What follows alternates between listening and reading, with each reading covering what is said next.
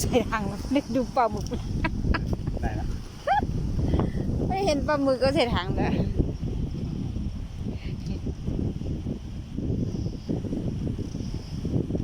ปลาหมึก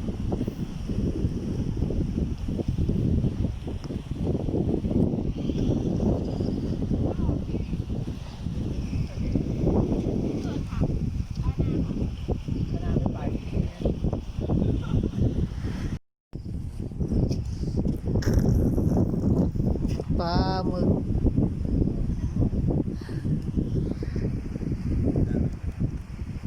ตรงนั้นเนี่ยอุ้ยตัวใหญ่เนี่ยลูกถ่ายรูปไหม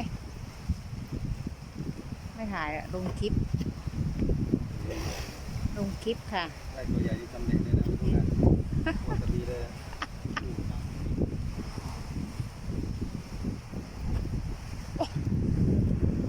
หมดลีลาไปเนี่ยตก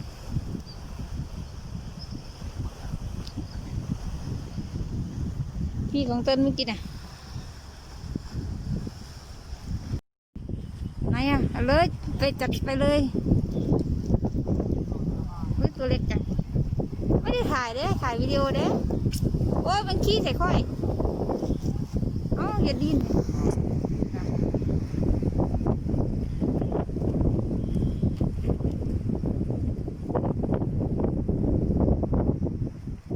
ไหนก็หล่นเลยเดี๋ยวตัวเล็กทำเหยื่อ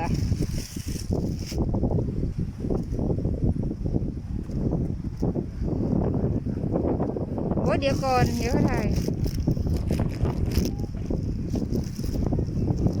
เขาหยิบเอาน้ำแข็งมาใส่นี่นะ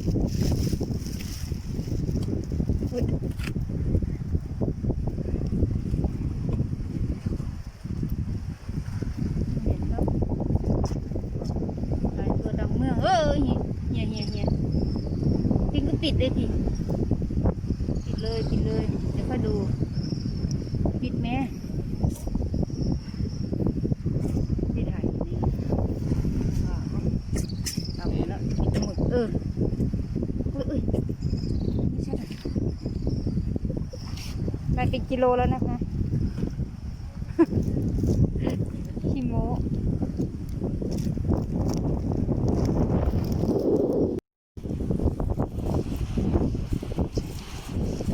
ลมแรงโอเคถ่ายรูปไหมพี่ถ่ายไหม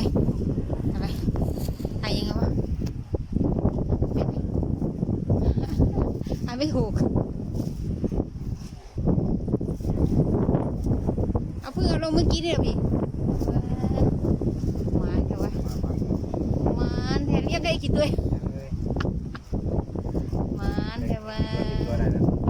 ได้เยอะแล้วไม่ใช่บอกพ่อไปหาไฟมาเอาได้มึงเอาไปใจช่องไง